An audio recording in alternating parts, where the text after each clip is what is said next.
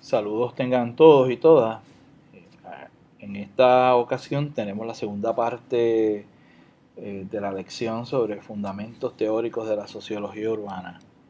Si recuerdan, nos quedamos la última vez trabajando este modelo de von Thunen, que no hay mucho que recordarle de él, excepto que von Thunen usa el concepto de hinterland, o por lo menos se infiere el concepto de hinterland, que es un concepto muy útil para entender el desarrollo de las ciudades, sobre todo en el siglo XIX, ya que la ciudad va a depender de esa zona subdesarrollada en términos de infraestructura, esa zona rural donde se producen los alimentos que la ciudad va a consumir y los recursos naturales, ¿verdad? En el concepto de recurso natural como un insumo para la producción, algo que se usa para la producción. Así las cosas, la ciudad va a utilizar ese hinterland, que puede ser una zona adyacente muy reducida en tamaño, así como puede ser una expansión casi continental que utiliza la ciudad para procesar alimentos o procesar otros productos que van hacia los mercados. Y esta idea de círculos concéntricos de von Thunen queda plasmada en el modelo de los círculos concéntricos de Edward Burgess de la escuela de Chicago, que dice que a partir del centro de lo que se llama el Central Business District va creciendo de forma concéntrica y casi natural toda una serie de zonas eh, que van definiendo lo que es el espacio urbano industrial, sobre todo a principios de siglo XX en los Estados Unidos.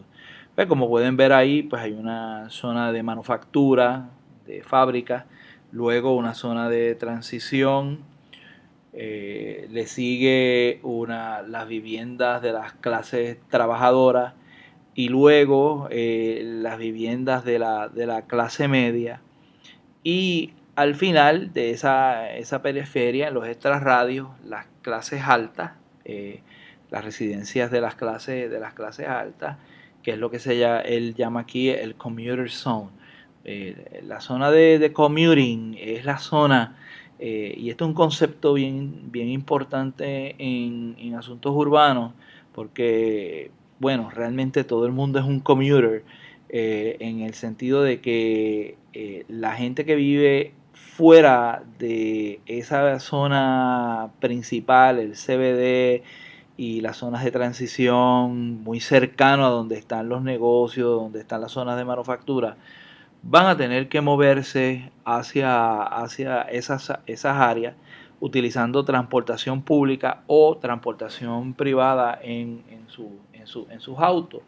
Por lo tanto, no son personas que van a ir a pie, no es no van de manera pedánea a sus lugares de empleo, por lo tanto tienen que hacer un commuting, que es ir de su casa al trabajo, eh, utilizando un medio de transportación masivo, público o privado. Robert Redfield, figura interesante de la antropología estadounidense y de la escuela de Chicago.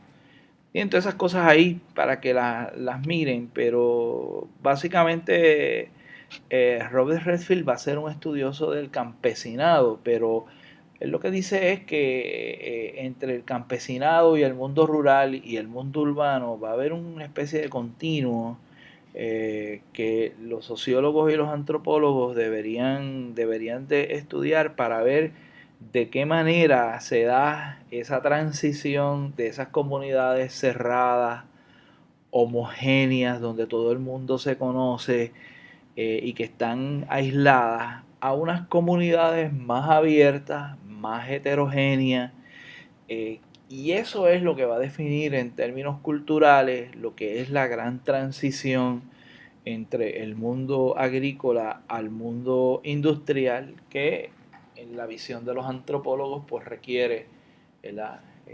Cierto tipo de aculturación, de ir adquiriendo los valores de la sociedad urbana que son muy diferentes a los valores de la sociedad agrícola rural. Eh, por lo tanto, estamos ante un fenómeno de cambio social, de cambios en la familia, de transformación de relaciones sociales. Y Robert Redfield va a iniciar todo este tipo de estudios, sobre todo en América Latina.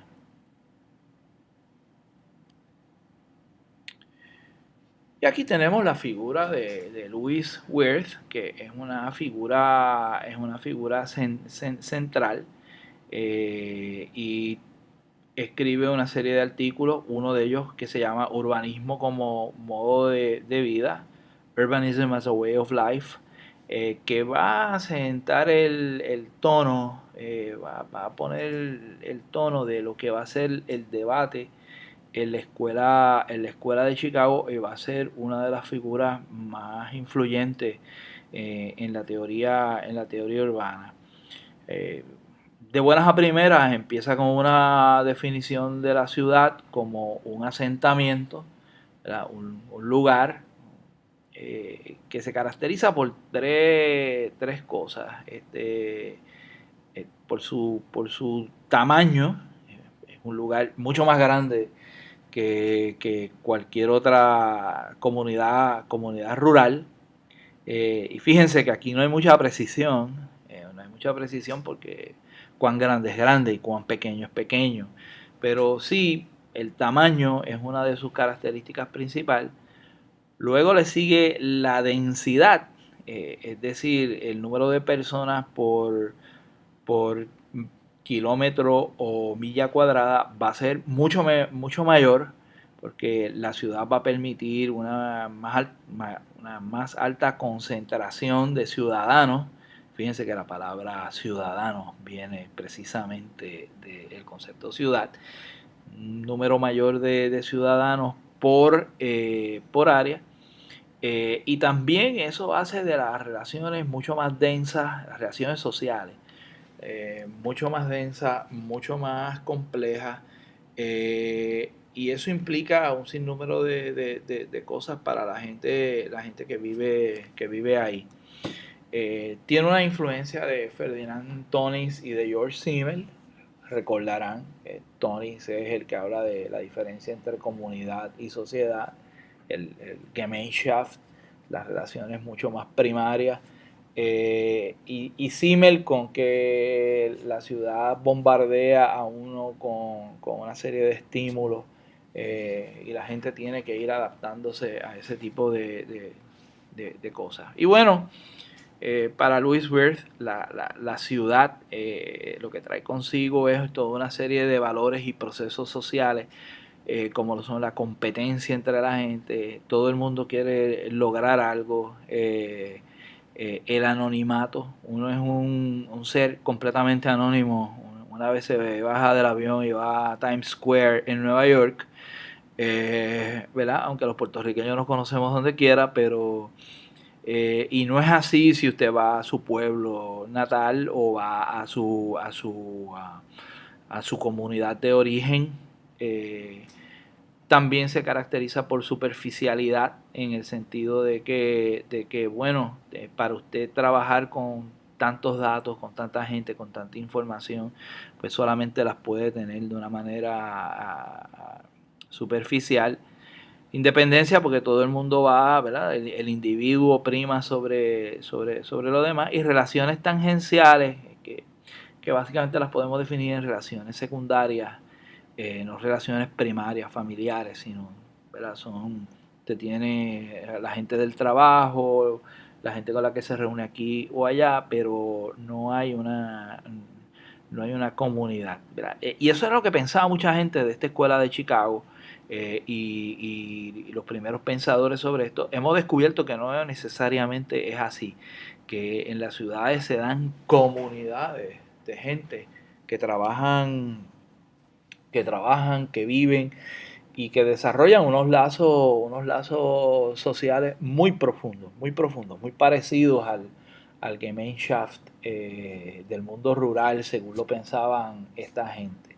De hecho, es posible que la ciudad esté compuesta por diversos Gemeinschaft, ¿verdad? Ese aparato, esa sociedad esté compuesta por diversas comunidades. Eh, y como ustedes verán, la ciudad se veía cuando se compara con el mundo rural, se ve como una cosa que no es tan buena como el mundo rural. Esa idea de que todo tiempo pasado fue mejor y que la vida campesina es la mejor. Nosotros tenemos hasta canciones sobre eso.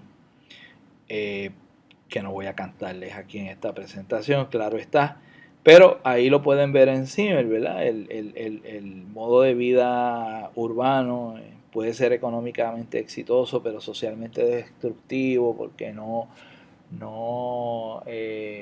subraya esos valores familiares que se supone tenga la sociedad rural.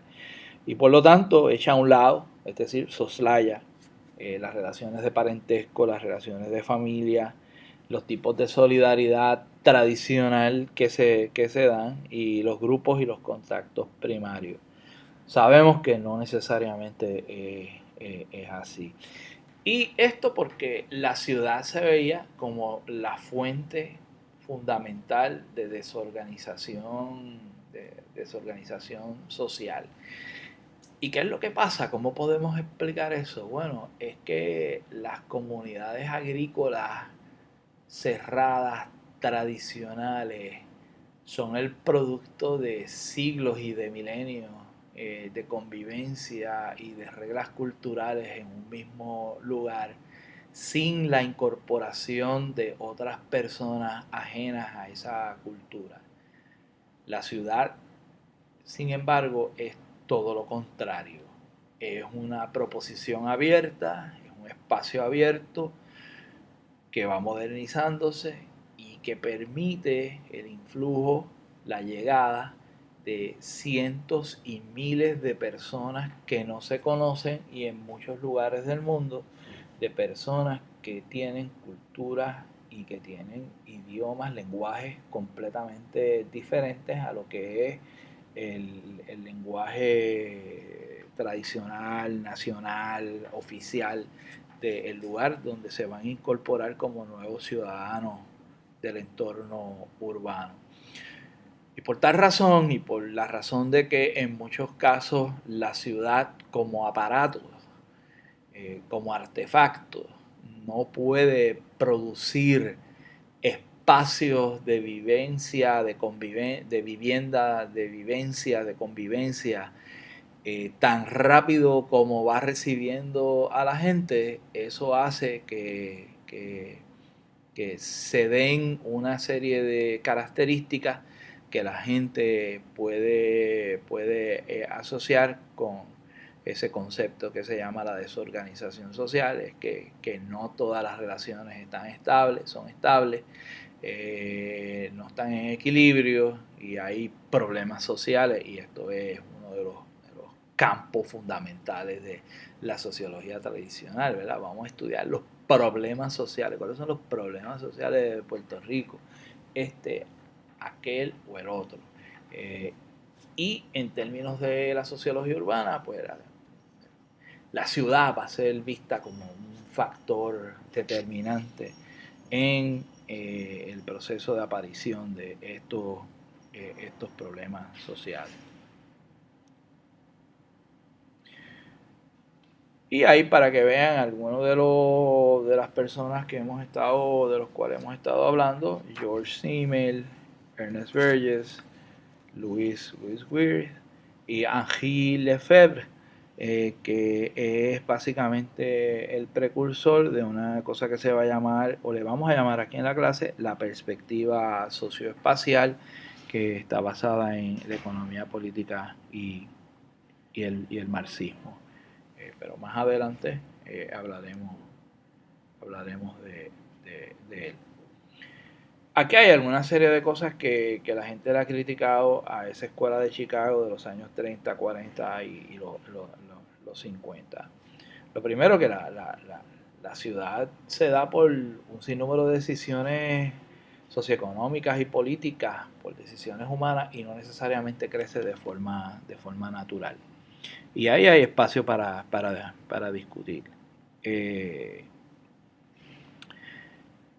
En las comunidades tradicionales, pues sí hay cambio, hay cierta desorganización, hay cierto dinamismo, ¿verdad? Esa separación en que la sociedad tradicional es de una manera y la sociedad urbana industrial es de otra, es completamente falsa en su totalidad. Eso de que hay una cultura urbana de masas, como decía Simmel, de que la gente va siguiendo unos patrones, de que no puede bregar con todas esas cosas, eso es un mito. La sociedad urbana crea sus propios espacios culturales y no es necesariamente de que haya una cultura urbana de masa, aunque eso, ¿verdad?, lo podemos debatir. Pero eso se debate también con el siguiente punto, que es que los sociólogos y antropólogos han descubierto que en las ciudades, la familia, los grupos primarios, las amistades, el sistema de parentesco, la solidaridad mecánica, la comunidad, el Gemeinschaft, sí existen en diversos entornos. Y que nada, una cosa que la sociología urbana como tal debe cuestionarse, pues toda sociología es urbana, estudia o la ciudad o los procesos que la constituyen, en los cuales se incluye el mundo rural. Pero bueno, esa es de las menos importantes. Pero sí esa de que la sociología contemporánea demuestra que la familia, los grupos primarios, la solidaridad mecánica, la comunidad existe en el contexto urbano es absolutamente importante. Y la primera, de que la ciudad se va desarrollando por unos procesos humanos, por unas decisiones de nosotros los seres humanos que tenemos una intención económica, política y social con el espacio que habitamos. Manuel Castells es un sociólogo catalán, no puedo decir español, ¿verdad?, porque los catalanes tienen su asunto con España también, pero es un sociólogo catalán que ha redefinido todo este asunto de los estudios urbanos. Y era un discípulo de Henri Lefebvre, que planteaba que Lefebvre planteaba que la economía urbana se componía de dos cosas: la manufactura, comercio y ventas al detalle y las finanzas, y en segundo lugar las inmobiliarias, es decir, los bienes raíces, o como nosotros llamamos el real estate. Y que esa construcción del espacio urbano,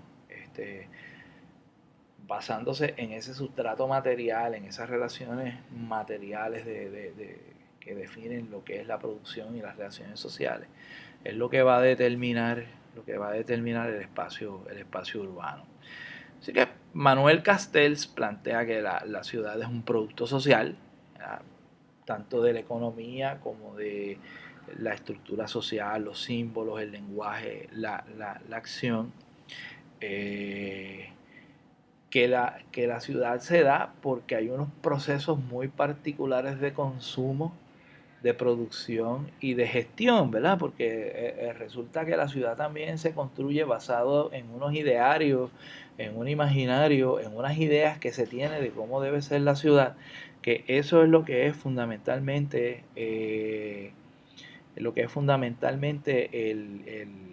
la planificación urbana. Y en Puerto Rico es importante eso, pues nosotros tenemos una cosa, y lo digo así, una cosa que se llama la Junta de Planificación, ¿ok? que va a determinar cómo es que se va a dar desde la perspectiva del Estado, cómo es que se va a dar la construcción del espacio urbano. Que la gente haga lo que le da la gana, eso también es parte de lo que nosotros estudiamos, ¿verdad? Cómo la gente al margen de la gestión urbana, la gestión de planificación, la gente hace otra cosa con la ciudad, eso es otro asunto que hay que ver. Que la ciudad es un producto de la intervención de actores sociales sobre procesos materiales y políticos. Sí, los alcaldes, los grupos comunitarios, las organizaciones comunitarias, los realtors, la comunidad de los constructores, los ingenieros, los abogados, toda esa gente participa los medios de comunicación, participan de un proceso en el cual se va gestando cómo es la ciudad. Y que para entenderlo hay que entender la economía política, es decir, hay que entender cuáles son las relaciones sociales de producción, cuáles son las relaciones de clase. Y para entender las relaciones de clase hay que mirarlo de una perspectiva histórica, y para esa perspectiva histórica uno tiene que ser también utilizar un tipo de análisis interdisciplinario, es decir, tiene que usar la geografía, tiene que usar la sociología, la antropología, la planificación, la economía. El fenómeno urbano es demasiado vasto, demasiado increíblemente grande como para uno poder solamente estudiarlo desde la perspectiva, vamos, desde la sociología. Y a todo ese esa perspectiva nosotros le vamos a llamar, para efecto de clase, le vamos a llamar la perspectiva socioespacial, ¿verdad? Y leo aquí de lo que aparece aquí: la sociología urbana contemporánea se puede resumir en términos de la perspectiva socioespacial, la cual se nutre de un trasfondo del marxismo clásico, acumulación de capital, política y clase, la economía política, clases sociales, desigualdad y Estado. Hay todo un sinnúmero de pensadores sobre esto. Manuel Castells es uno de ellos. Henri Lefebvre es el que empieza con esto, pero hay otros como David Harvey y otros autores. Yo les estoy facilitando en la clase una tabla sobre lo que van planteando algunos de estos pensadores, sociólogos, geógrafos, para que ustedes vean cómo se va construyendo este modelo. Así que yo creo que con eso vamos mirando lo que es la sociología urbana y vamos dando una perspectiva teórica, ¿verdad? Una discusión sobre los fundamentos teóricos. Hay muchos más, hay muchas otras ideas de cómo la gente ve el fenómeno urbano, pero hasta aquí vamos viendo los detalles más significativos. Aquí tienen un resumen de los elementos de la perspectiva socioespacial, para que los tengan. Ese tercero ahí es importante, ¿verdad? Porque el espacio urbano también se da en términos de una desigualdad y disparidad en el uso del espacio. Hay una gente que está más al centro, otra gente que está en la periferia. Hay una gente que está en sectores de clase, otra gente está excluidos. Hay otras clases con otros ocupando otros espacios. Y Puerto Rico es un laboratorio exquisito para hacer ese tipo de análisis. También mucha de esta gente, sobre todo David Harvey, ha trabajado sobre el análisis político, utilizando el derecho, ¿verdad?, las leyes y el papel del Estado. Toda esta discusión que se da en Puerto Rico y que vamos a traer al seno de la clase, esta discusión sobre espacios abiertos, espacios cerrados, acceso a espacios públicos, acceso a espacios privados, es un debate absolutamente Interesante. Aquí otro resumen de lo que es la perspectiva socioespacial, que bueno, está ahí de manera prominente porque por una razón fundamental. Me parece que es la teoría dominante en estos momentos en la sociología y es el modelo teórico al cual yo me ascribo para, eh, para mirar el espacio urbano. Eh, Básicamente ahí hay muchos conceptos que usted no necesariamente tiene que entender, pero la cuestión económica es central. Eso es importante. Y la cuestión económica, socioeconómica, la cuestión de clase. También que la ciudad y el fenómeno urbano es uno desparramado, que cuenta de varios centros, de varios nodos de producción y de crecimiento, y de que, bueno, esto se usa para criticar a la sociología urbana clásica, que, bueno, en estos tiempos es muy fácil de criticar.